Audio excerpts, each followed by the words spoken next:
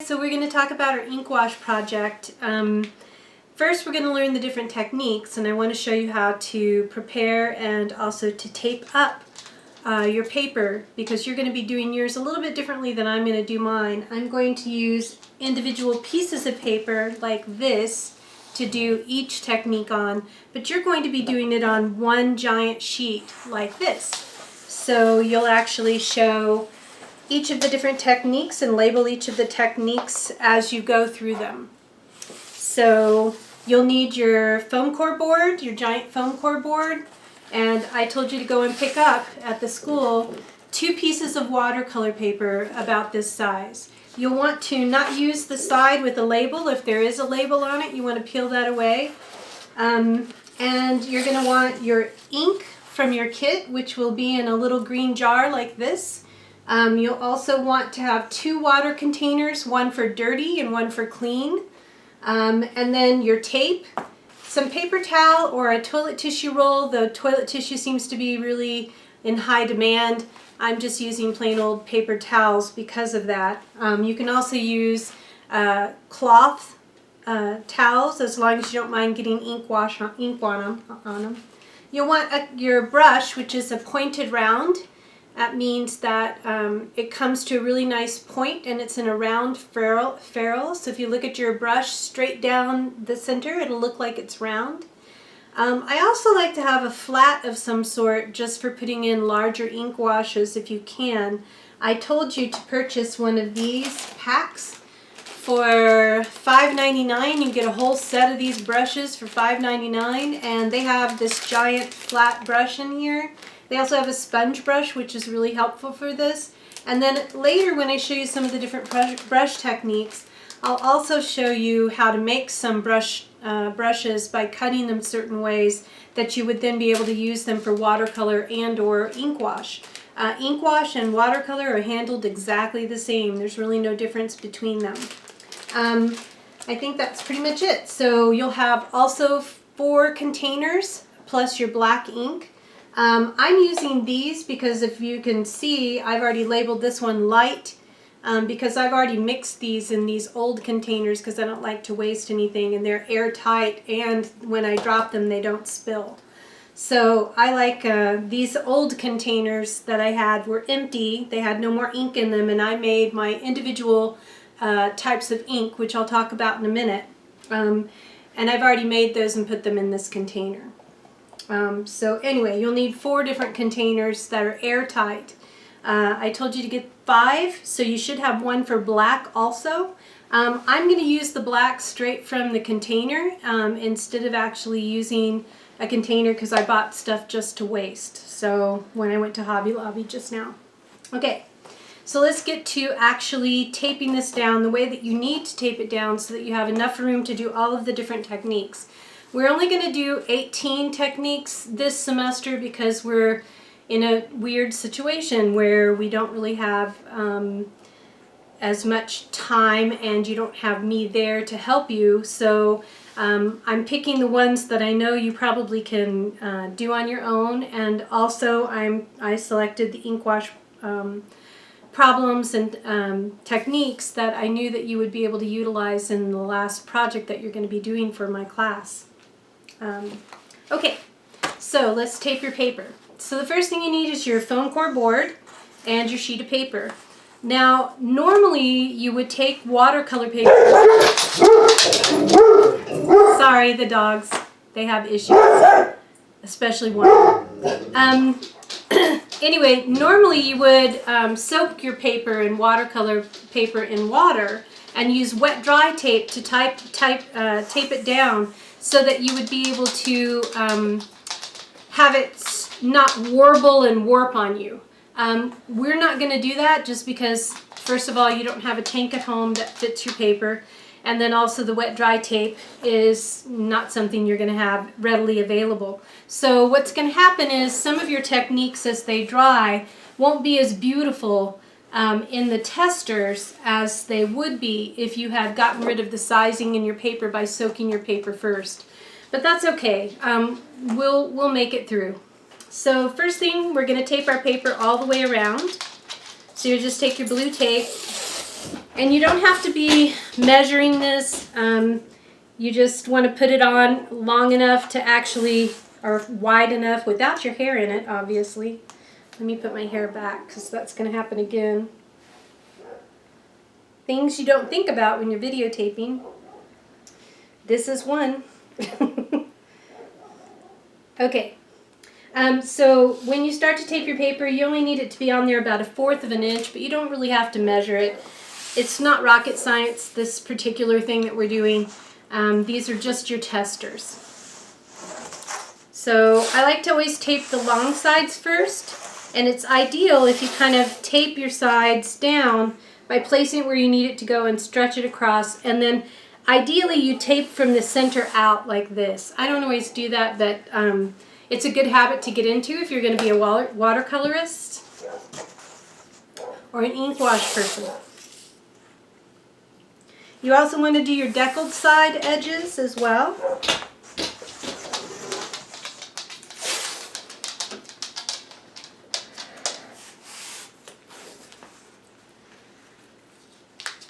And then you're just going to dividing this in half. It doesn't have to be perfect. You just want to look at it and put it in half, pretty much. And then you're going to divide it in half going this way.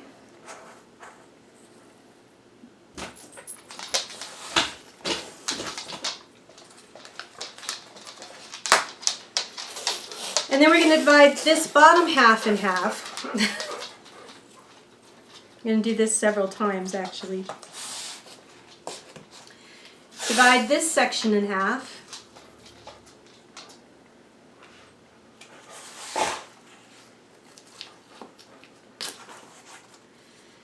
And then we're also going to divide this section in half.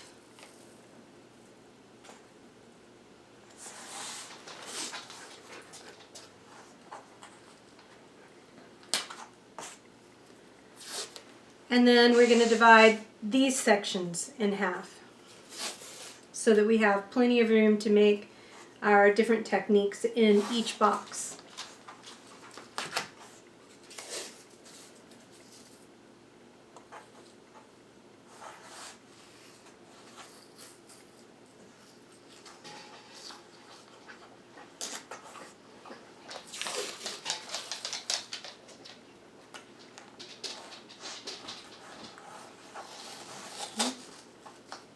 Missed that one.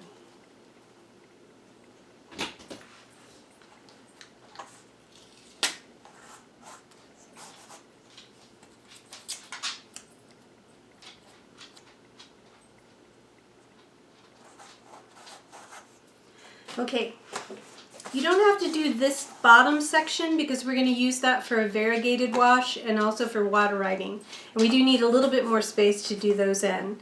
So these are going to be the major techniques, the big block areas, which are things like flat wash and graduated washes on dry paper or wet paper, because of course anything you do that's on wet material as opposed to dry material makes a difference in what you're doing and what it looks like in the end and how you utilize your techniques. The ones that need a little bit more space, the water writing and the variegated wash, will be here, and then these will be all the little unique texturizing kind of techniques that you could utilize for your project.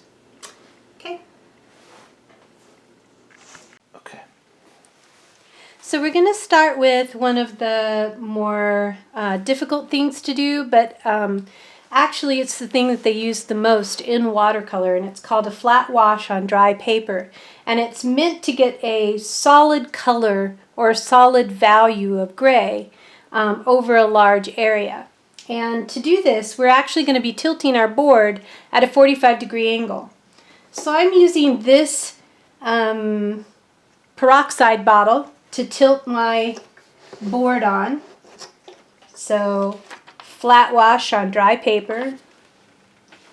And we're using an ink that's been watered down. Obviously, the more water you add to your ink, the lighter the color will be, the lighter the value will be. And this one is pretty dark. This is like a medium dark, I would say, something like that, but it's going to look black when we first start. Anyway, I have my dirty water and my clean water here, and I've already dipped my brush, my pointed round, into the water, and then I've placed it into this container. And notice that I'm not scraping it off. I don't want to scrape it off. I want to keep as much water on there as possible because I'm trying to actually get it to where I create a bead that gravity helps to move down the paper as I go. So I do have my paper towel over here in case I need to blot anything, but I'm going to start and I'm going to overlap my stroke each time I go. Notice that I'm going to be dragging my brush from the left to the right because I am right-handed, but I'm also holding it at an angle as I go across. So I'm going to dip in here. I'm not going to scrape. I'm just going to shake out any of the extra. I'm going to go across here like so. I'm going to do it again. I'm going to overlap that stroke with my brush and go across. I'm going to overlap my stroke with that brush. You always overlap the previous stroke. And it's going to take a little bit of time to get it all the way down. And you can already see that there's more ink at the bottom where I've applied the ink, the last stroke. You'll see that there's more there. I can't stop though and show it to you because if I do, I'll get a line going across my board. And you want it to be a consistent color all the way down. Try not to drip on your board like I just did.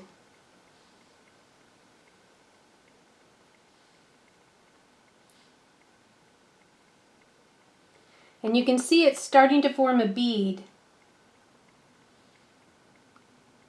Always overlap your previous stroke. Go all the way to the edge. And even though it's going to look like it gets lighter at the top and it's darker at the bottom, it will dry a flat color, a flat value. At least that's what you're hoping. And you can see now there's a bead down here at the bottom where there's more ink right here where my paintbrush is than there is elsewhere. I'm not going to go back in and dip now because I don't need as much ink to finish this out because I've already got that bead moving down. And now I'm going to go ahead and blot my ink out because I don't need any more. And I'm going to go ahead and pick up the excess material right here on the edge. Notice that I'm just barely touching that.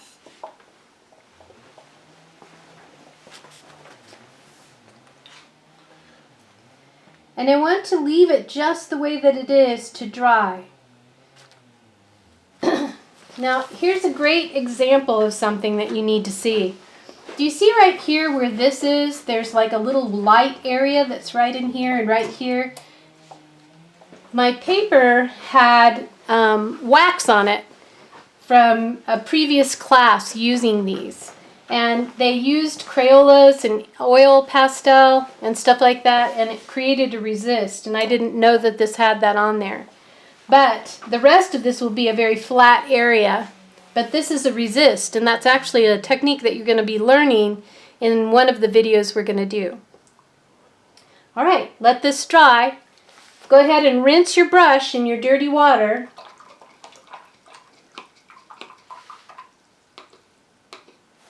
Always clean your brush out. And we'll get started on the next thing. Go ahead.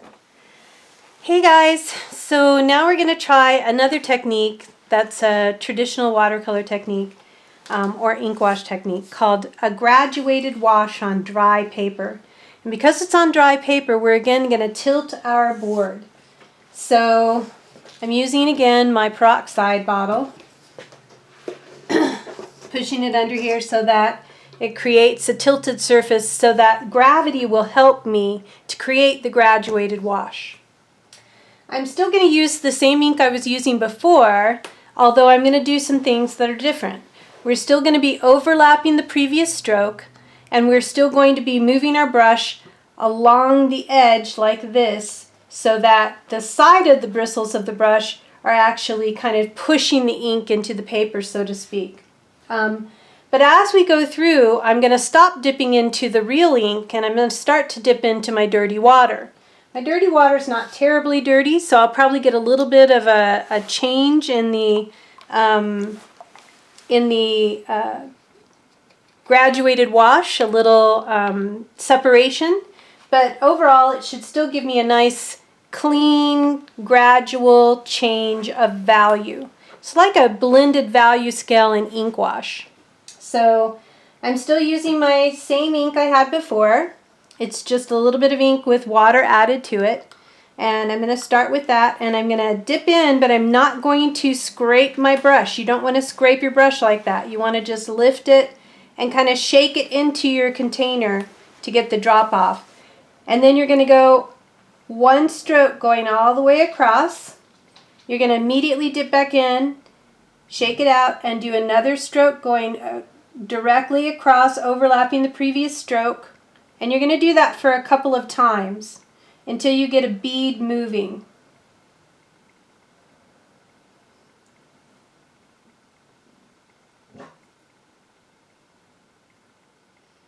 And I'm starting to get a pretty good bead. So I could, if I wanted to, on this next stroke, I could go ahead and move into my water, my dirty water. I'm just barely going to touch the edge of the dirty water, and I'm going to come back over here and I'm going to overlap the previous stroke. I'm going to go back into the dirty water and I'm going to overlap the previous stroke. I'm dipping my brush in a little bit more and I'm going to overlap the previous stroke just like I did before.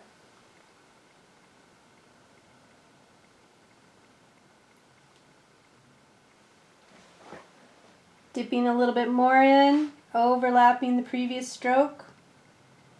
Dipping a little more in, overlapping the previous stroke. And you can already see that it's getting lighter as it moves down the paper.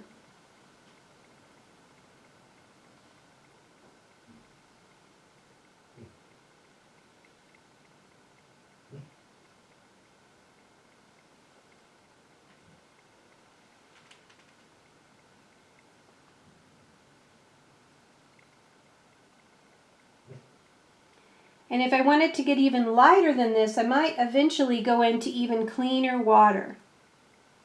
Or I might swish my brush just a little in there.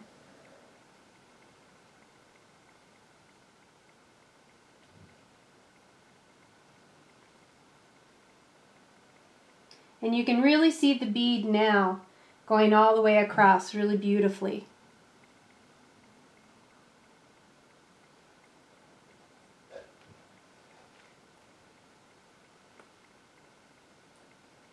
And I'm going to swish a little bit more in here, get more of the ink out of the brush. Always overlapping my previous stroke, and now I've got so much of a bead, I'm just going to carry that all the way down to the end. Still overlapping each stroke.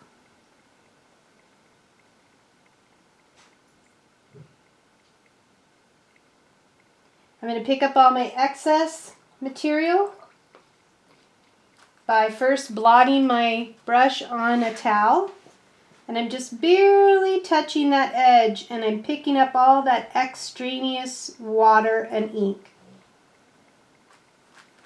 Blotting it on my paper towel, picking up some more with my dry brush.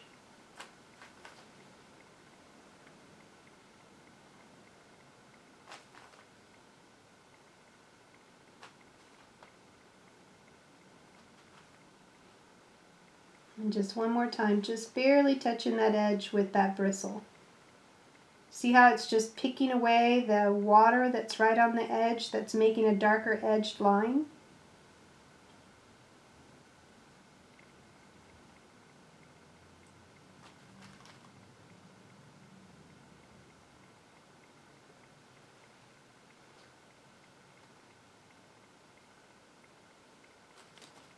You have to resist the temptation to go back up here and mess with anything. You can't ever go back. Once you've made a stroke, you have to keep going. You have to keep going. And you have to work fast, or else you won't get that to overlap the previous stroke, and you'll get really hard ridges between each line that you've made. But that's pretty close to doing a pretty good graduated wash. I'm just going to pick up any extra material that's on the outside and get ready for the next one.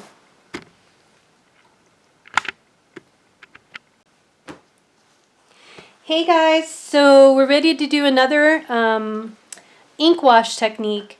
This one's called wet on wet flat wash, and this time you will not be tilting your board. This time you're working on a flat surface because you have to make a swimming pool first in your block filled with water, and then once the swimming pool's there, you're going to charge in color or value in this instance, and then you're going to manipulate it to the type of value that you want. So I'm going to be using my same old ink that I used before, which is an ink that's been watered down with water and has a kind of medium light value to it. I have my dirty water and my wet water just like I normally do, and this time your water that's clean is going to become important because you're going to use that first. So here I have my clean water, you can see, and I'm going to be using a larger brush, my flat brush, because you have to work really, really fast on this one. This you have no time to wait on because your paper is going to want to bow the more saturated it becomes. So you have to work a lot faster this time. So the first thing I'm going to do is I'm going to move my water a little bit closer. I'm going to use a little bit bigger brush that allows me to put on material more quickly. And I'm going to do that first. I'm going to put on the water and I'm going to make a swimming pool. What this is doing, it is also activating my my sizing that's in my paper. So you really have to work fast. I'm also reusing the blue tape because I don't think I have enough to make this whole video. So there's going to be a little bit of material. Now it's hard for you to see right now, but I can see it because I'm moving my head back and forth. I pretty much have a swimming pool of color, of water here. And I'm going to now start to charge in my color on top of here. And charging is where you're just dripping that in. You're not touching the paper itself. And you'll notice it's really beautiful. It moves all over the place because water, color, and ink only goes where water and ink, water actually is. So I'm moving my material around. I can see that I need a little bit more of the heavier. See how it's darker here and lighter down here? And you can already see I'm starting to get that warble in my paper because this is not stretched. And I think this is going to be the value that I'm going to try and stay at. I'm going to wash out my brush and I'm going to try and pick up all my extra material out here by rolling my brush and picking it up, drawing it. Don't freak out that this is going to be darker, but it is going to be darker because remember, we didn't stretch the paper first to get rid of the sizing. So of course it's going to bubble and warp whether you want it to or not. There's nothing you can do about that. And I'm going to tilt my board just a little bit now and kind of move that off to the side so I can pick up some of this extraneous material. And that's going to make a little difference too in my color on the square, so it's not going to be as flat as we'd hoped.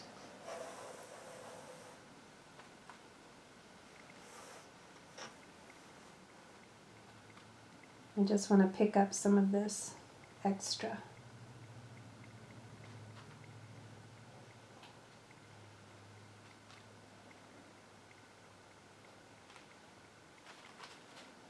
It's almost impossible to get a really beautiful flat wash without stretching your paper in a wet and wet method.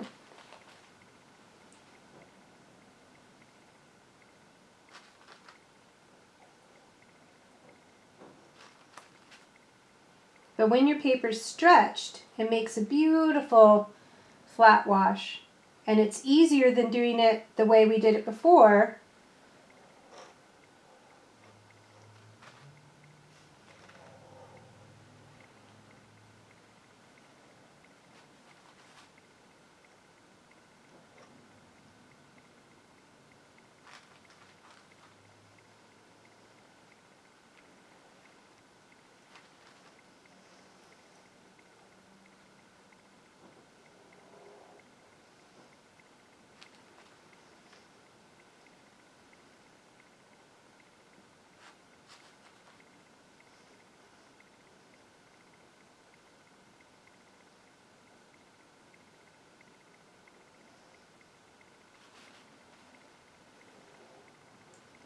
And that's pretty much all there is. You just let this dry flat when you're done. But I still have some water I need to get out right about there. So I'm hoping that'll come down more if I tilt it a little bit more. I don't know if I can get it to do it without changing that too much. Wet and wet is a lot more fun to work in, but if you don't stretch your paper first the correct way with the wet dry tape and saturate the whole paper to activate your sizing, you really have a lot more trouble getting a more consistent flat wash and a more consistent graduated wash when you do that. So for what you're doing on your homework, you'll probably stick with doing a little bit more of the dry paper washes as opposed to the wet paper washes, just because you won't be able to get as easily. Notice that I'm tilting the board even more now to really get this. Do you see how it's starting to come out right here to be more flat when you're looking at it? So I'm still trying to pull that water down through gravity, because your color will want to move with the water. And you saw how fast that was. You have to work really quickly.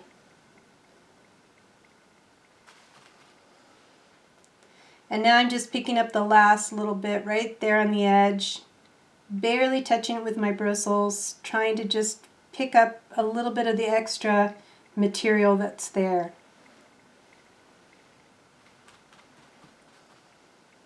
Then I would let this dry completely, and then that would be it.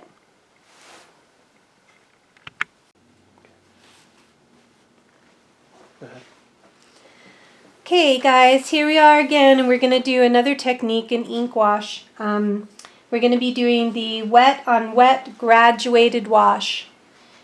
So it's very similar to the one that we just did, which was the wet on wet flat wash. And you can see where this is the flat wash area. This is where I pulled the tape off too quickly. And then this is where I set it down the opposite direction, and you can see how the black is starting to move into that area. There's nothing you can do about that because we didn't actually stretch our paper before. You can even see a slight differentiation right here in this area where it's a little bit darker, where the ravine occurred when we were working on it. You probably remember that. And just so you can see the other ones that we did, remember, this was the first one that we did that had the resist on it. That was a flat wash, or excuse me, yeah, it was a flat wash on dry paper. This was the graduated wash on dry paper. And now we're going to do a graduated wash on wet paper. And so first we have to make a wet paper. So we're going to take and use our large brush again and our clean water, large brush, clean water, and we're going to fill in a swimming pool as fast as we can. So we're going to put in as much of this as we can right away. You want to make sure that you have a gloss going all the way across. And I'm sorry that you probably can't see that as easily as I can, because I'm right here and can move my head to see that. But it's actually completely saturated all the way across. There's no spots on it that I can see. And I'm going to then take my pointed round and my ink that I've been using all along, and I'm going to charge in my color. And this time I'm going to charge in more color here at the top, and I'm not going to really charge in as much down at the bottom because I want to actually make a gradual change. So I'm going to start manipulating the ink here at the top, and I'm just going to bring that ink slower down here. I'm going to try to overlap each of those strokes that I'm making so I don't get too much of a line going across. You will get a little, but not too much. And then blot myself out here. I've got some sort of debris or something right there. I don't know what that is. Probably a dog hair in my house. Anyway, so I'm going to go ahead and do that one more time. I'm just going to manipulate the ink going this way. One more time. Notice that I'm making those brush strokes really close together with one another. I'm really going to try and wash out this middle pool right here and push it to the sides.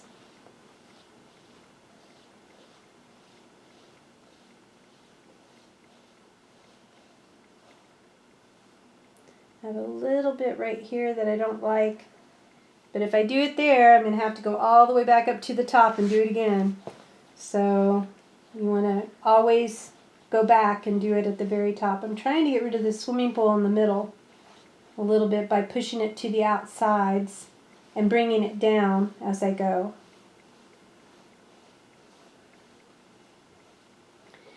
And hopefully when this dries, it'll look like a graduated wash.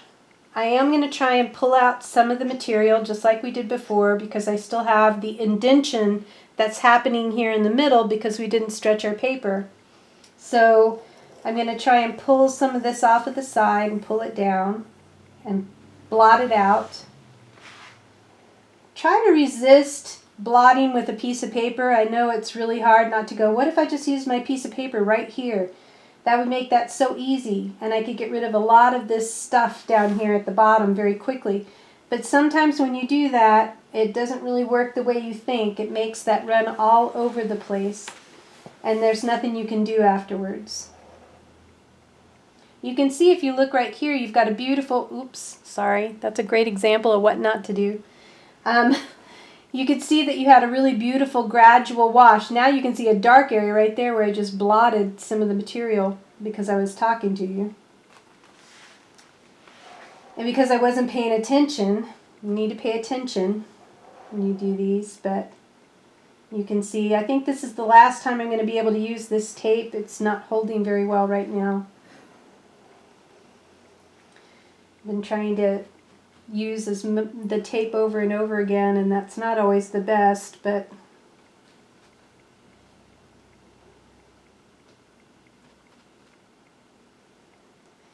now I am tilting this more and more so I can get more and more of the material to come out of that hole in the middle. Oh, did you see that drip just run right across there and ruin everything that I just did? I may have to shoot this one again.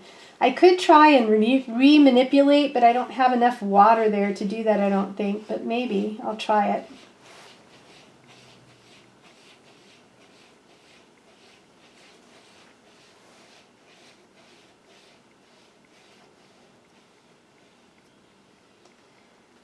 It might work, it might not.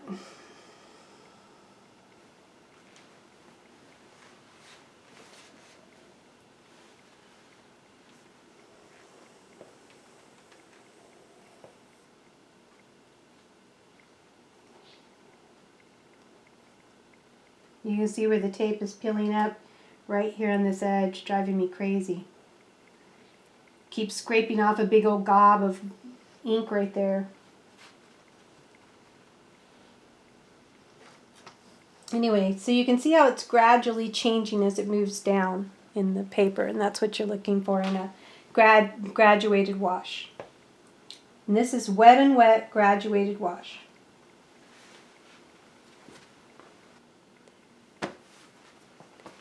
Hey guys, so now we're going to try another technique. This one's called a variegated wash, and I have brand new tape on here. It's very, very beautiful. Anyway, we're going to be doing a variegated wash. A variegated wash is a wet and wet wash. It's always a wet and wet wash. It can't be done another way. It can never be on dry paper. It has to be wet and wet. And so it's just called variegated wash because of that.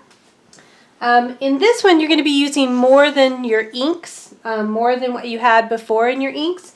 And I suggest that you take your black ink, and because I had to go and buy some at Hobby Lobby, I'm using this ink because I don't have any pure black ink in the kind that you have. But it doesn't really matter as long as you have some black ink. So I'm going to be using this one. And I like to use a pipette. A pipette is like a little thing that you can suck up water or materials in.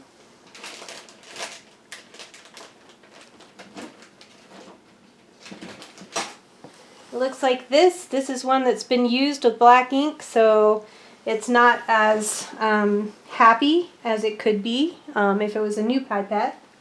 But anyway, I'm going to use this to get a little bit out, but you could also just use a clean brush and tap in your colors with that. I'm going to use all of the inks that we have currently, so, or at least 3 of them, let's put it that way. You are going to be using your clean water and a large brush to first put water in like a swimming pool over the whole surface. So I'm going to do that first. I'm going to get this nice and saturated.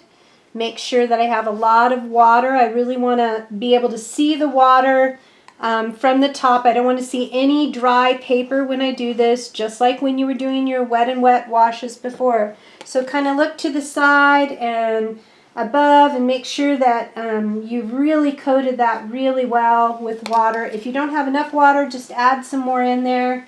You would rather have a little too much than too little, especially in your variegated wash, because you really do want this to move. You want your colors to move randomly throughout.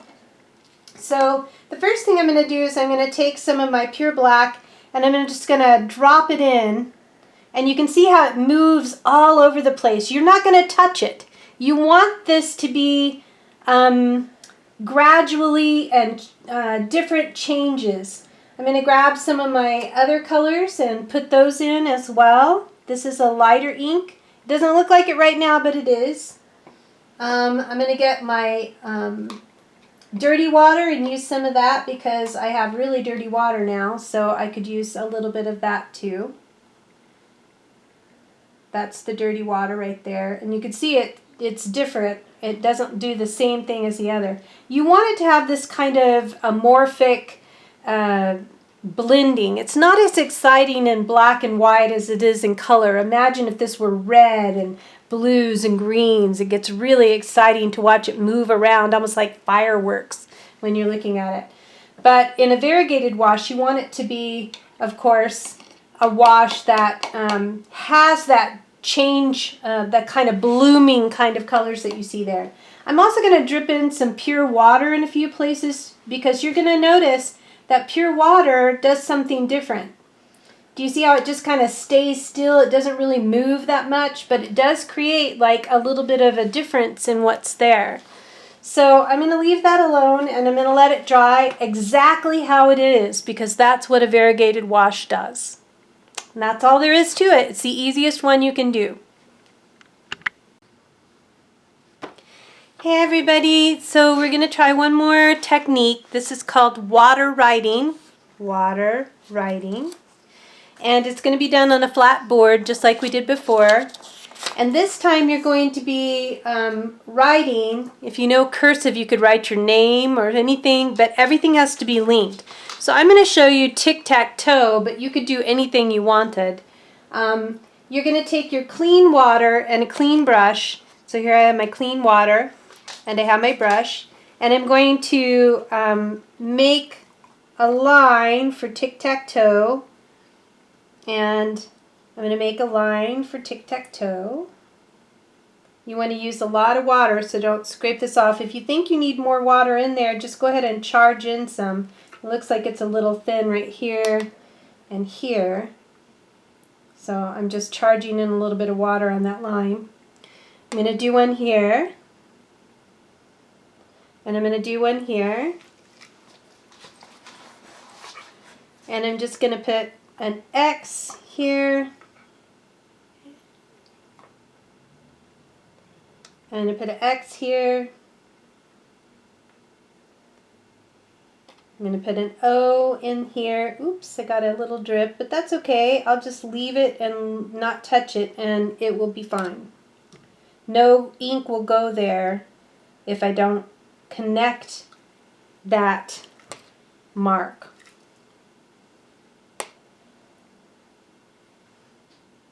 So a lot of X's because I like those better. They're easier to do.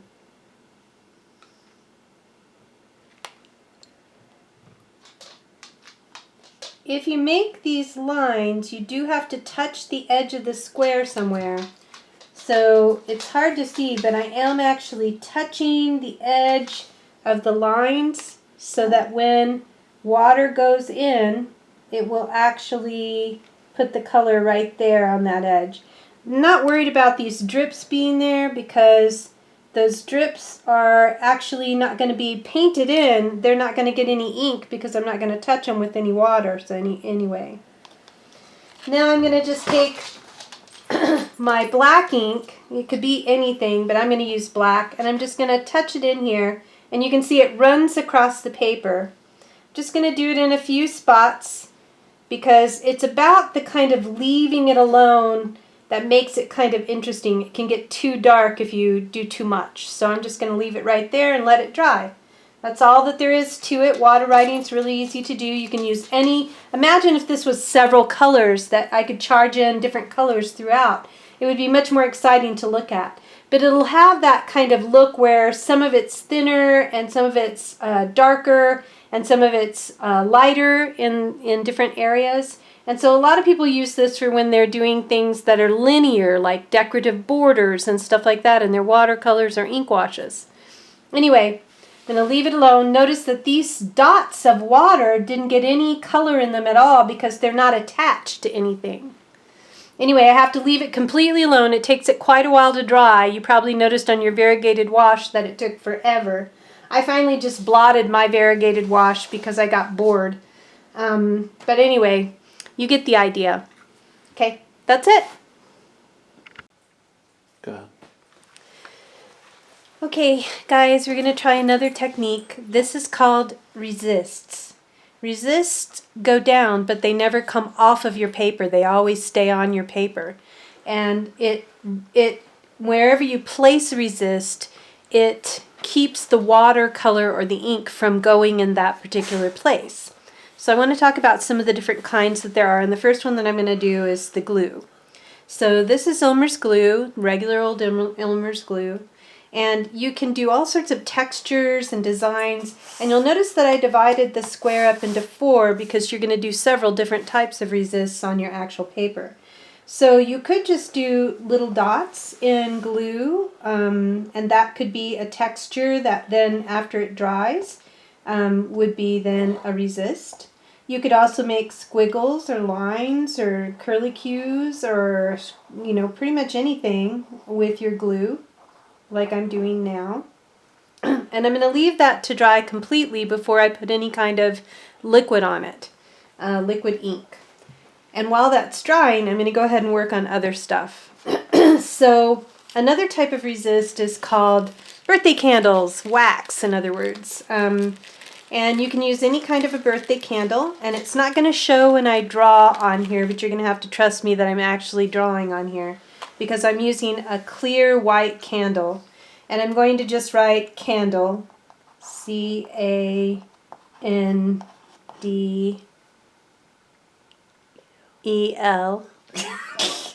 I have no idea. I suddenly blanked on it. E-L. I hope I wrote that on there. I can't tell where I've been. L-E? Yeah. Oh, you jerk. My boyfriend just totally screwed me on how to spell that. Okay, anyway, he's the one who's videotaping, so I also want to do a shout out for Thane for videotaping this for you guys. Anyway, I wrote with the candle right here in wax. You can also use oil bars. These are for oil pastels. And I'm going to write oil bar here, just so you can see that resist there. And then you can also use Crayolas. A plain old white Crayola works just fine, and I'm just going to put, it's wax also. So I'm going to write, you know, Crayola. R-A, I'm just going to put C-R-A-Y on here because I didn't leave enough room. But you'll get the idea. Okay. Then there's also anything that's an oil will also keep it from letting your watercolor or ink stay on the area where it is. And so I'm using Vaseline, and I like to put it on one of these like they're foam mats, and so I usually kind of rub it on there, but you can put it just on a paper towel or whatever. But anyway, when we're in class we normally use the Vaseline mat because this works really well. You can rub the Vaseline on here. I don't know if you can see that, but I'm rubbing the Vaseline on here. And you want to use a stamp Or you could also just use your finger and make fingerprints if you wanted to. Or you could take an object like this pin cap, and I could press it into the Vaseline and rub it onto the piece of paper, press it into the Vaseline, rub it onto the piece of paper, and that will also create a texture. Pretty much any kind of texture. But if you use stamps, you want to use a stamp that's more solid rather than more open. This has a lot of little teeny tiny, I don't know if you can see it or not, little teeny tiny marks in it. It's kind of hard to see those, but they are on there. I'm just going to rub the Vaseline one more time. I'm going to take the stamp and press it in there. And you don't want so much that it shows all over the place. I'm going to go ahead and put it on here just so you can see it. And this is the one that I don't like. This is the one that I like better because this is a more solid stamp.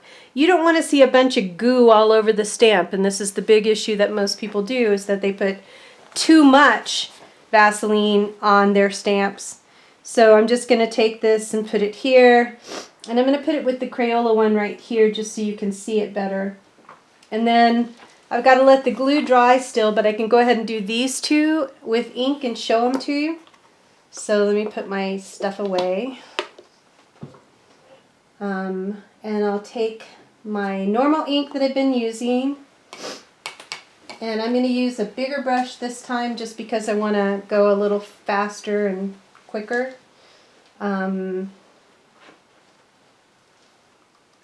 get it in there.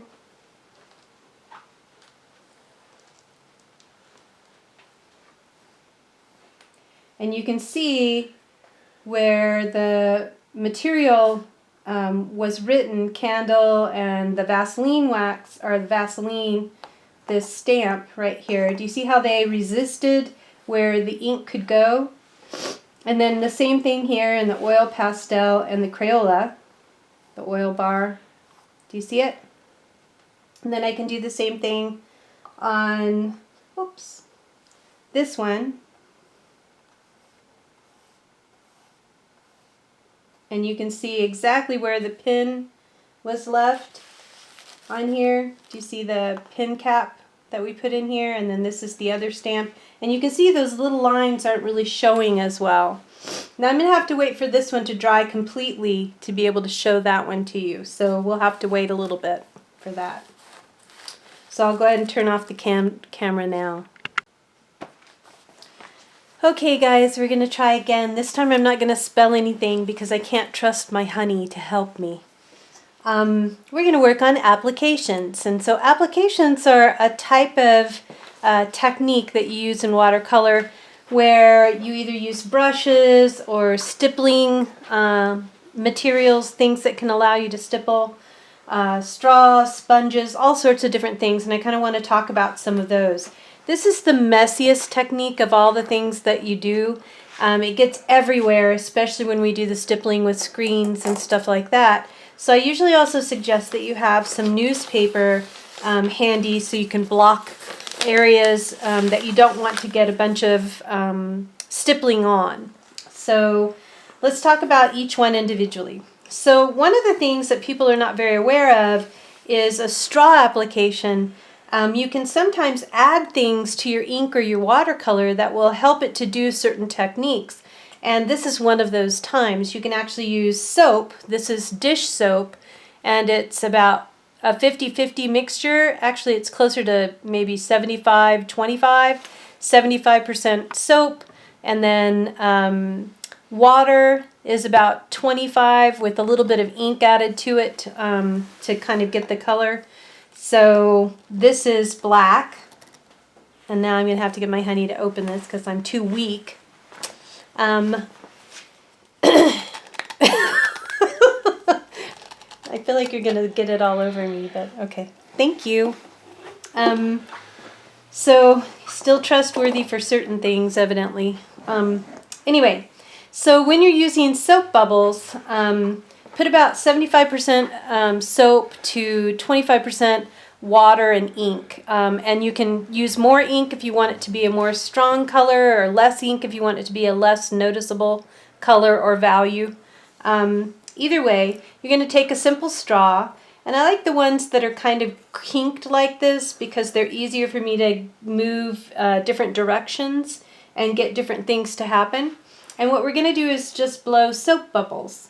So you just dip it in there, and I don't know if you can see, I'm only just dipping in the straw's bottom so that it fills kind of the straw bottom. And then I'm just going to simply blow it slowly with this, oops, I'm dripping already. But I'm going to try and blow it very slowly when I do it. And you can see that it holds the shape of the bubble. And notice when it pops, it goes all over everything. So,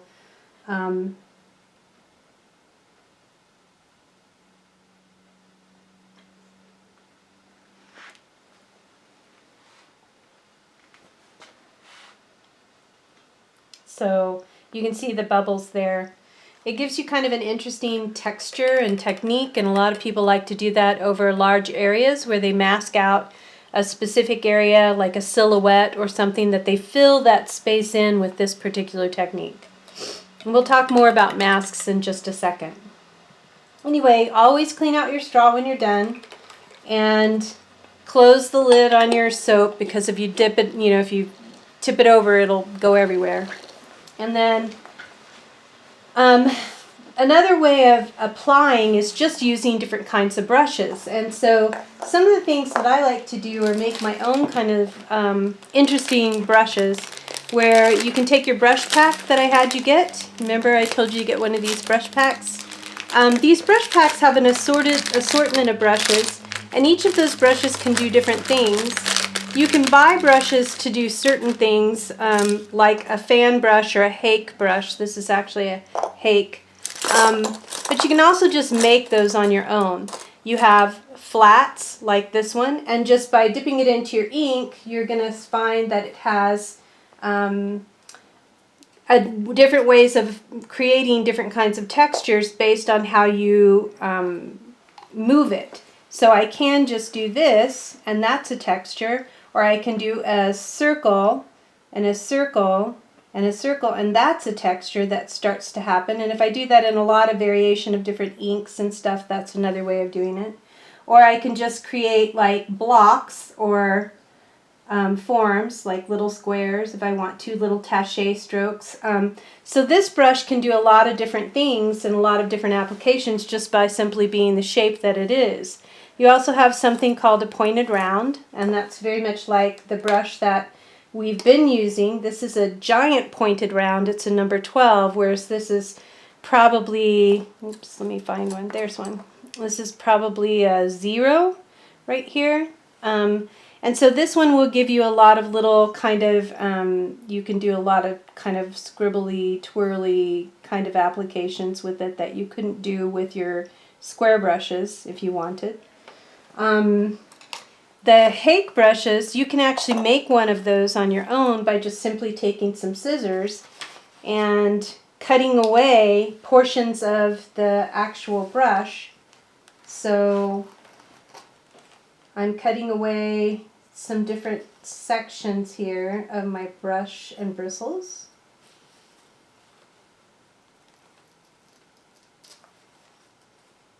And I'm leaving some long and some not.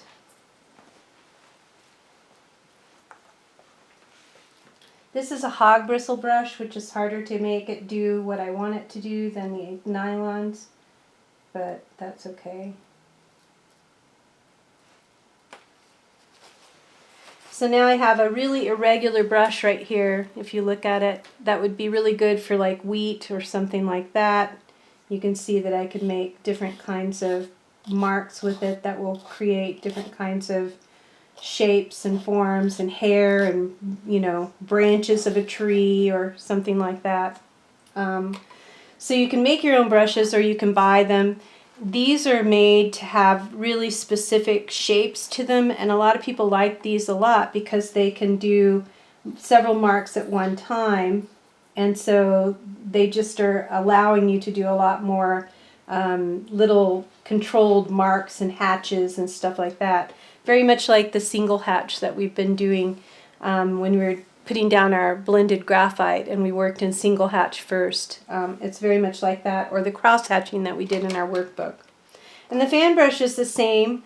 The fan brush looks like a fan, and it does pretty much the same thing that this one does, but with the fan you're going to find that it also has a shape of a fan that you could do, where you can make little marks, and it kind of makes them wider and smaller and closer together.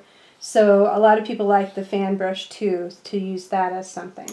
You could also use sponges. Sponges are really great, and they do a lot of stippling techniques. You would have to print them. I'm just going to print it in the bubbles because that's wet and I want to get rid of that wetness anyway. So I'm just going to print it right over the bubbles, and you can see it gives the texture. Do you see that texture that the sponge gives of the texture that's there? When you use a sponge, always wet it first. Don't just use it dry. You always want to wet it and squeeze it out where it's damp and then use it. That way it's easier to clean in the end. And you do want to clean it right away or you'll be sorry. And then the thing that people like to use a lot, and this is the most uncontrollable of all the things, are the things that we can do for stippling. There's an atomizer. The atomizer you can stick into your ink and then blow really hard, and it will pull the ink up and spray it all over the place. So that's an atomizer. You can dip one of these. We used to make these out of corks when I was in school. You just take like a pen and stick it in here into a cork, and then you put a bottle brush through the cork by drilling a hole and then put it through on the other end and tie it. But you can dip this in your ink, and then this piece of wire that's right here is very stiff, so when it hits the bristles here and you turn it like this, it splatters it all over the place. And so that's another way of doing large areas of stippling all over the place. So a lot of people like that. And then there's also these stippling screens that you can purchase. These are actually made for watercolor, and they come in different types of very closely woven screen or further apart screen. This one will give you smaller dots, and this one will give you bigger ones. Somebody took my in-between. I think I had one more that was even larger, but it's not here anymore. But, you know, if you can't afford watercolor, these are expensive, whereas these are like 3 of them for $1 at the dollar store. So these will work also. And what you do with these is you take your brush and you just paint in, let me find, oh, there it is. You just take your brush and paint in your ink, and it holds it in the screen. And this is where it's going to get all over everything. So I always recommend that you put towels and newspaper around, because it's going to go everywhere.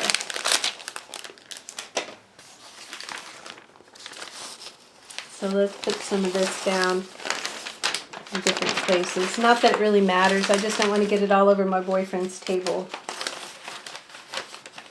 And then you're just going to blow in here.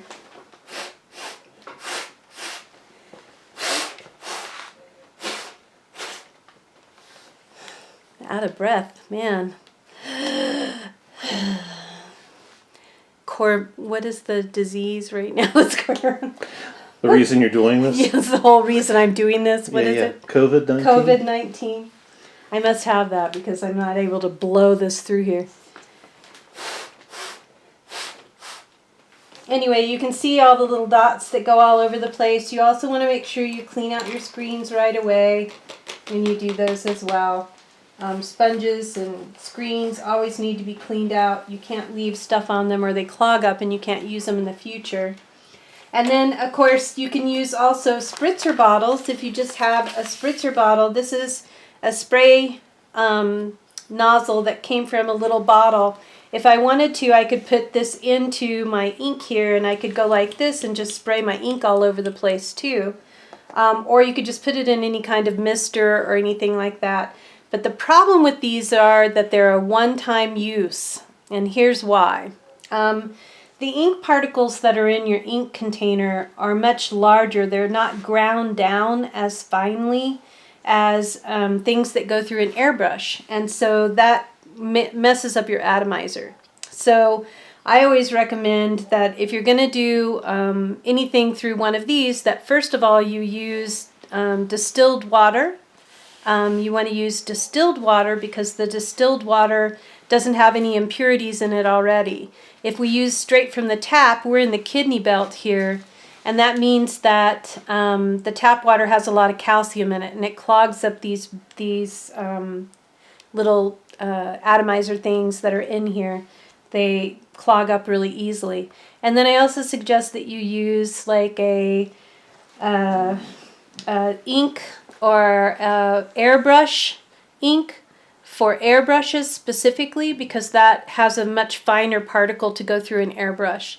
But anyway, I use these every now and then, as you know, right away they get clogged up. So you can't use them after they're clogged up. So I don't use those very much. And then here's my favorite tool, an old toothbrush. Boil it before you use it if you've used it in your mouth, obviously. But if you haven't used it in your mouth and you're just using a toothbrush because you have a lot of extra ones, or it's what you used to use for your dog's teeth or whatever, I still recommend cleaning it. But you can just dip your toothbrush into the ink, and then you take your thumb and you just spray it where you want it. And I like this because I have a little bit more control over where it goes and how it lays down, so I have a little bit more control about that kind of stuff, and I like it because of that. And so here you can see I'm really marking up one area. It only took one time. Now I've got kind of like a heavier dark area and a lighter area over this way, and you can see I can get that to go even further. And remember, this still like sprays all over the place, so you definitely want to put newspaper down and stuff like that if you don't want it to go all over your carpet or table or whatever. And then you also want to clean your toothbrush and your thumb, because you'll end up with a colored thumb or a valued thumb. You definitely want to get rid of that right away too and clean it off. So those are some of the application ways that you can apply materials with tools, but there are many more. There's so many ways that you can do it, and it's kind of the choice of the artist, and you'll find things that other people haven't thought of. You'll figure out things on your own that other people haven't even tried. So practice and play with different things. It's all about experimenting. A lot of what you do in Inkwash is about experimentation.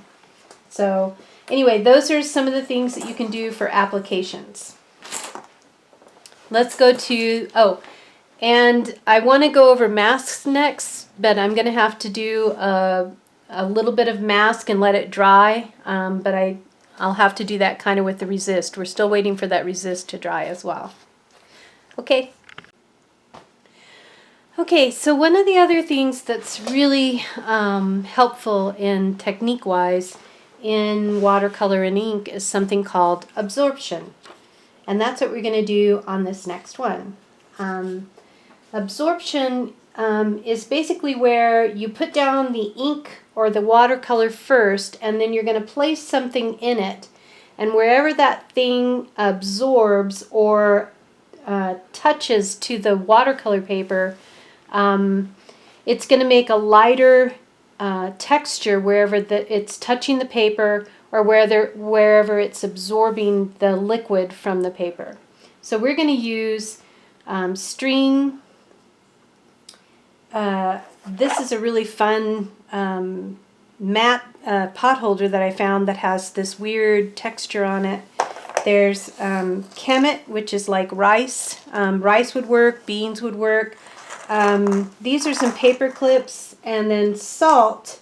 And I forgot to get the saran wrap, but you could also use saran wrap and also foil. And then salt, you can use all sorts of different salts. There's regular table salt, salt for throwing out on the snow, there's ice cream salt, there's rock salt, kosher salt. So any of those kind of salts will work really well. Saran wrap, babe. Anyway, if we look on here, we can do our ink first, and we're just going to use our paintbrush that we've been using the whole time. And I'm going to use an ink here. This is, I think, the light one. And you're going to first put the ink in the actual square. You're going to saturate that square really well. And this one's going to take a little bit of time. You can't do it just in a rush. It needs to sit for a little bit. So I'm going to do my ink. I'm going to make a puddle here. You really want it to be nice and saturated. And I'm going to use Saran Wrap in this first one. I like using Saran Wrap because it gives you this dragon-like texture. And so a lot of people really like the Saran Wrap. I'm going to stick that in there and just leave it to the side and let it do its thing. I can't touch it now. I've got to leave it alone from now until it dries. And then once it dries, I'll just peel that away. Okay. And then I'll do the string. And with the string, you're just going to do the same thing. You're going to saturate it. Really get it nice and wet.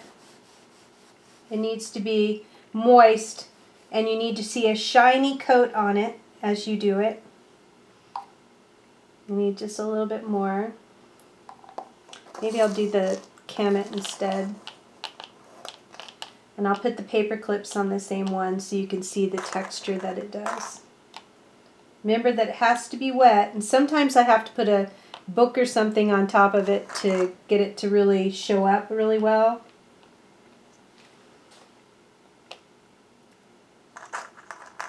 But most anything can do absorption.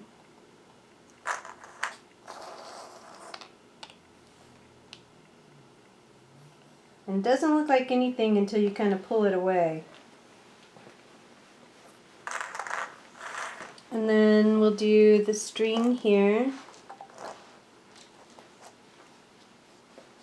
I'm going to add a little bit of my dirty water to this just so I get it really nice and saturated.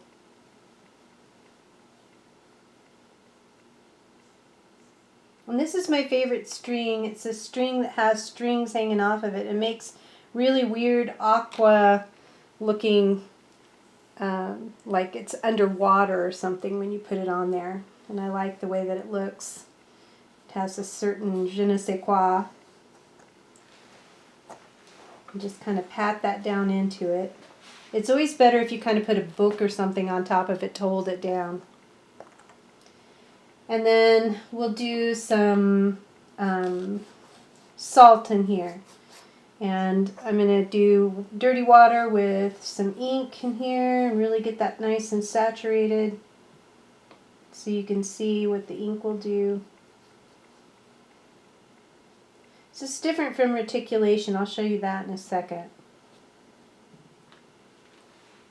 And I'm just going to take a little bit of the salt and sprinkle it around. You don't want to make a clumping version of it anywhere. It makes a really nice, really beautiful texture in there. And then you just have to leave this usually overnight. You can't do anything with it right away. It's really got to take its time to dry. So remember when we were doing the resists earlier with the Vaseline resist and the oil bar and Crayola and the candle that is misspelled? And we had done Elmer's glue and I had to wait for it to dry. So I'm going to show you what that looks like now that this is dry. You just take your ink and go right over the top of it. And that will resist it, basically. You can see where the material is not going wherever the Elmer's glue was. So let me go ahead and show you masks next. So I'm just going to turn the board. And I already put some mask here so it would start to dry, hopefully by the time we get to it. So we're going to talk about masks. Masks are made to go down, but then come away from your piece. Whereas resists stay forever, masks just go down and then come right back up once it's dried. So what I have for masks that's the cheapest and easiest to use and the easiest to find is something called rubber cement. Rubber cement comes in a lot of different types. I like the Ulmer's rubber cement, and I like it to be fairly liquid. So sometimes I actually make it more thin than it really needs to be because I like for it to have a single line that holds for a long time, and I can kind of write with it or draw with it on my paper, which is what I've done right here in this area. So sometimes I use thinners with it. But anyway, Elmer's glue is the cheapest resist that you can find, and then, well, of the real resists. And then paper, this is just a piece of paper that I cut out into a shape that I can now like stipple around and or sponge on top of. But with paper I can't really use a lot of water, a lot of material like that. It has to be a more dry application that's going down. And then the last thing is something called mask pens, and these come in a variety of different things that you can utilize.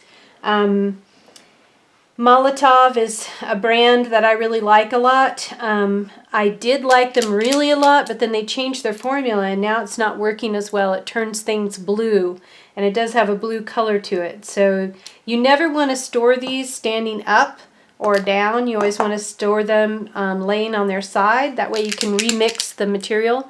You'll hear there's a shaking kind of thing in there, which is very much like Guinness in the can.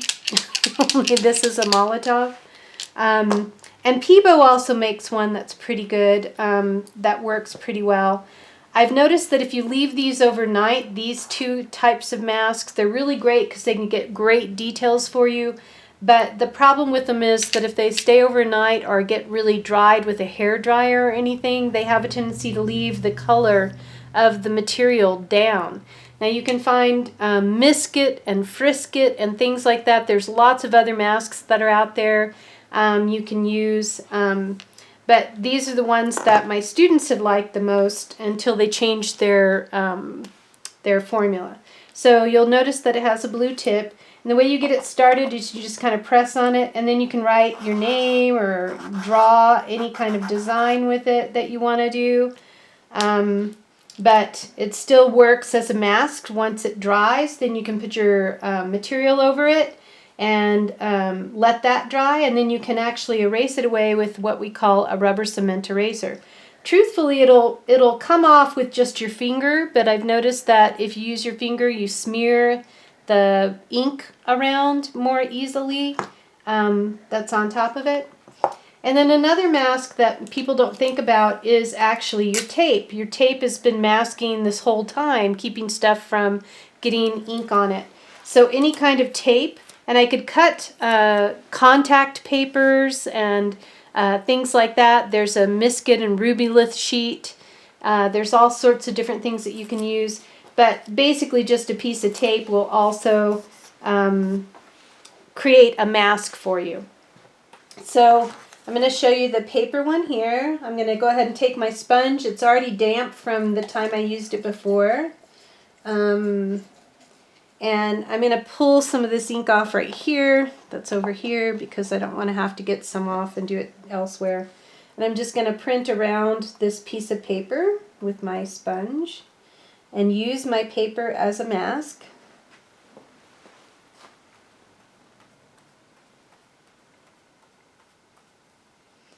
And you can see if I pull this away, it has the shape that I cut out of the paper. So you always want to wash your sponge right away, of course. Don't wait. But now you can see the white is left here from the actual paper being in that spot. And the same thing is true of the tape, although the tape will hold its way with ink more easily, I would say. You'll notice that I can get this pretty wet. The paper you can't get very wet. It starts to curl, it starts to stick to your paper, things like that. This is already dried, so I'm going to go ahead and put some there too so that you can see what that looks like. And you can see the mask is resisting the ink just like a resist. But the difference is with this and the resist is that this is going to come up later once this ink is dried. I might make that one just a little bit darker so you can see it more easily.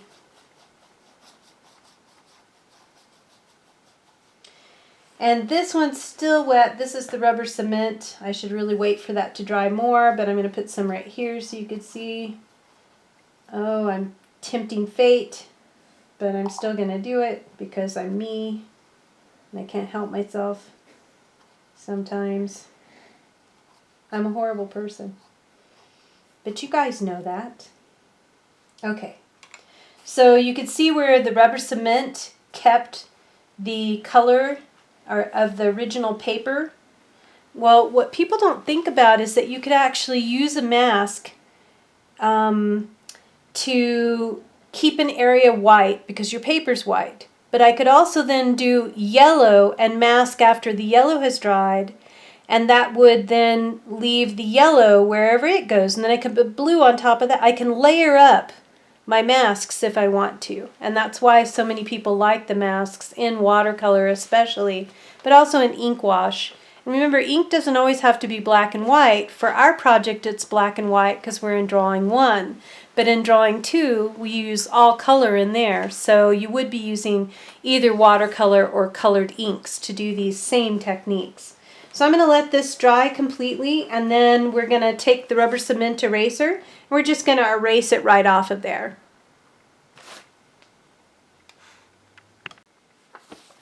Okay, so when we were working on masks, remember I had to let this dry a little bit before we could take the mask off.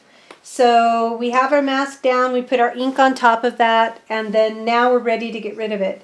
The tape you're just going to peel away, obviously, and the paper's already gone. So now I have a nice sharp, hard-edged square there. Here I have my named where I'd written it in the pen.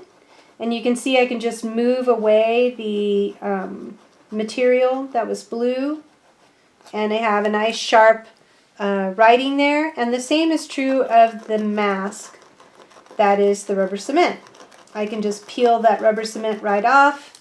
And you can see it has a nice sharp, hard look to it. I'm going to go ahead and take it off down here too. This is where I just brushed it on with the brush and you'll away. And here I dripped it, and you can see I have my mask there too. So remember, mask goes down and then comes away afterwards. Okay, so let's go ahead and try a new technique. The new technique that we're going to try is something called abrasion. So let me turn my board. And you can do it 2 ways. You can do it where you've already put the ink down, or you can do it before you put the ink down. So, abrasion. Abrasion sounds like what it is. It's where you're going to abrade the paper in some way. And I like to use either sandpaper or my X-Acto knife to do it, because I have a little bit more control of those 2 things. So, if you've already done ink and you want to take away some of your ink, you can actually sand away back to the white of the paper, and that is a technique right there. I can also sand before I put it on the paper, before I put the ink on, I mean. So I'm just going in this one area, and wherever I have damaged the paper with the sandpaper, it's going to accept more ink in that area. I can do the same thing with my X-Acto knife. This is my sharp X-Acto knife, and I can actually just cut into the paper to reveal the white below.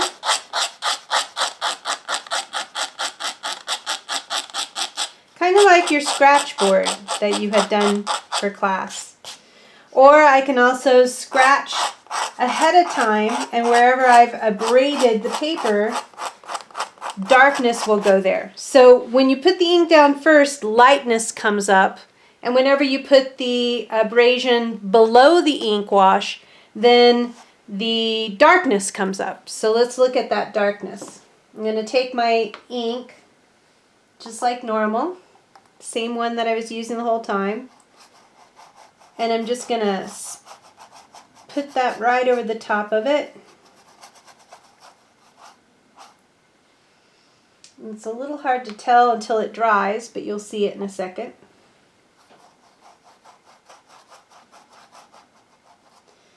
It's hard to get my brush to go over that. I sanded it so much. And you'll notice that right in this area where it was sanded more, that's going to be darker than the area around it. So we'll just have to let that dry so you can see it. And that's all there is to abrasion. Okay guys, you remember when we did the abrasion? Here it is now that it's pretty dry, and you can see how black this area has gotten compared to the outside that hasn't been sanded.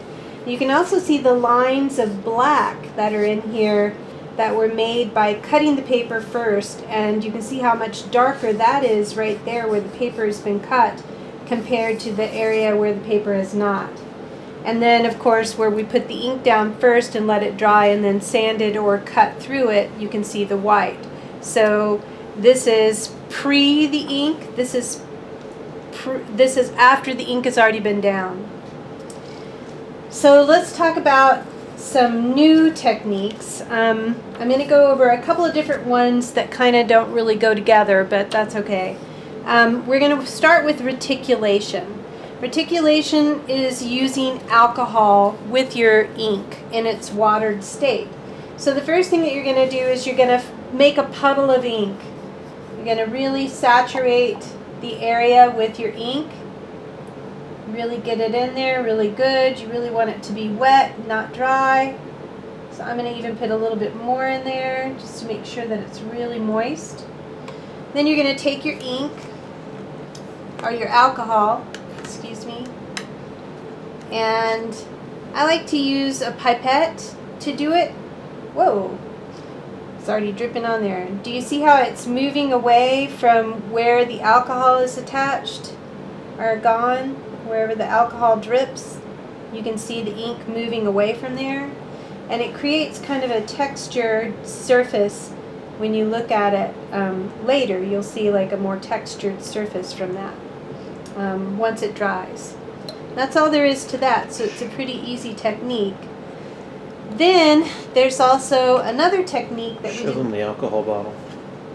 There's the alcohol bottle. I like to use the 91% because I like anything with more alcohol as opposed to less. Then there's also more on the applications that I wanted to go over. So other applications that you can do. Other applications that you can do could actually involve a tool or a stick or anything like that rather than a brush. You can just simply dip this into the material and you can then write or, you know,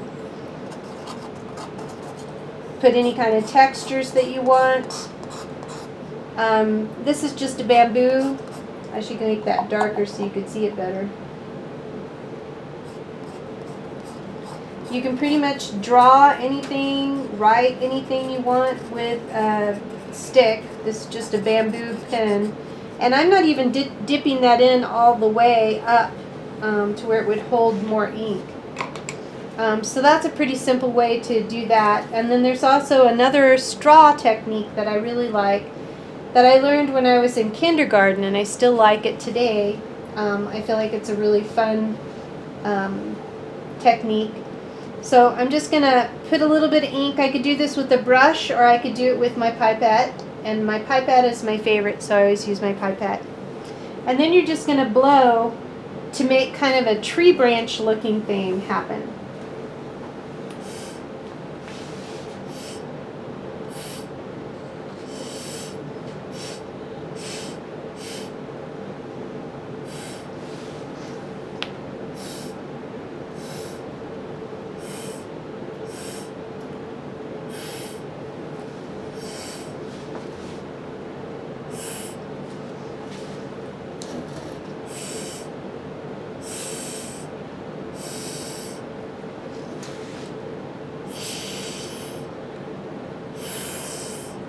We used to do this all the time when I was a kid to make branches of trees and stuff like that then we draw birds or whatever in. It's just a real fun way to apply it, and it looks a very certain way. You can use lighter inks also. If I wanted to put a lighter ink now, I could blow that all over and it would look like it was further back in space. So it creates kind of a spatial depth.